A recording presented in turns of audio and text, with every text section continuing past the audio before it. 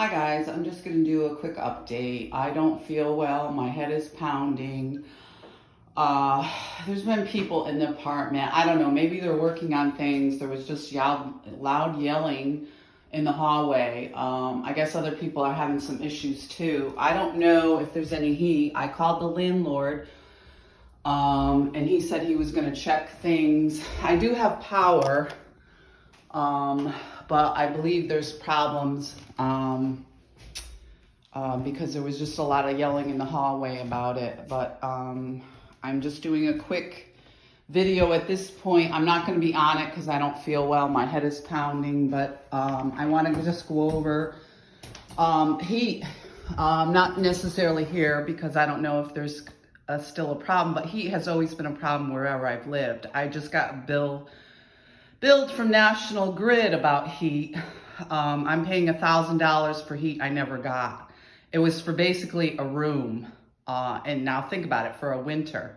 You know, one winter, and I barely stayed there the whole winter, and there was constant problems. I never got heat. There was gas leaks. This Holly Theron, she sent her husband over to threaten me. I've had problems with propane tanks. Little portable ones I've bought, big ones, and there was problems growing up with heat.